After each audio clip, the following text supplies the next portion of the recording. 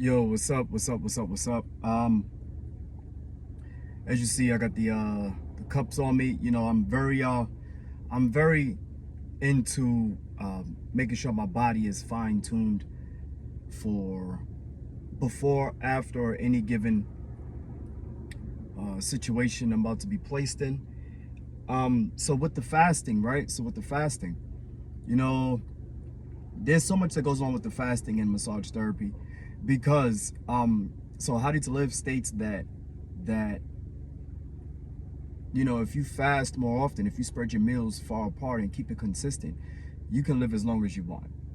And the Medicine of the Prophet, the book, the Medicine of the Prophet, states that cupping is one of the best um um shoot one of the best things that you could do for sicknesses or diseases, because it pulls, you know. So we're living in a world now where it's like, oh, I'm getting cut, oh yeah, this is good, this is good.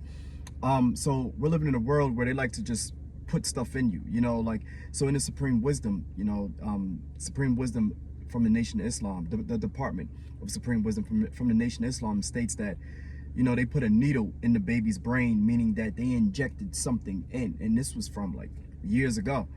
So even today, they're always injecting something in you, you know. And then now you have books, you know, from Islam that I'm rooted, stating that the root of how to live is to spread your meals as far apart as possible.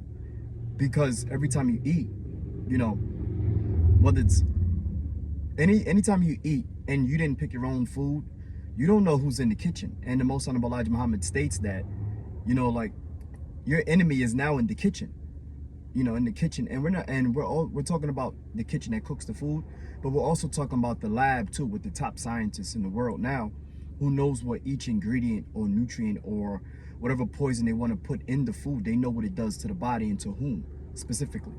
So as you guys know, that I'm really high into massage therapy and cupping and hot stones and gua sha and acupuncture. But even when driving, you know, I tell people that with your arm that you drive the most with.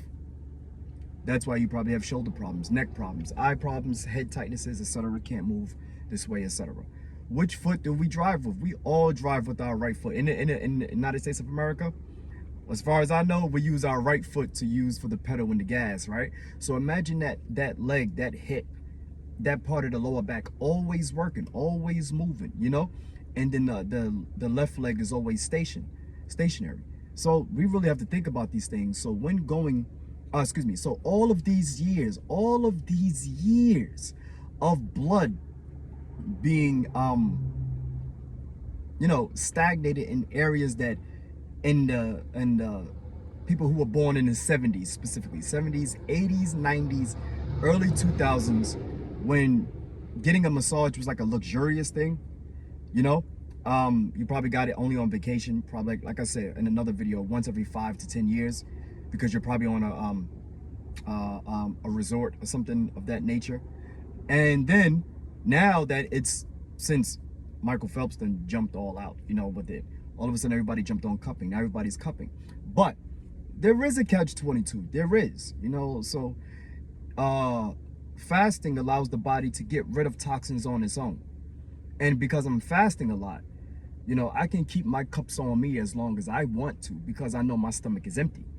And that's the whole point of it. That's the whole point of cupping, fasting, massages, because being that my body is getting rid of toxins on its own, when I get massages, you know, and with the good nutrients that's been placed in me, and or cupping, hot stones, acupuncture, gua sha, stretching, name it, I know for a fact I have a optimal circulation.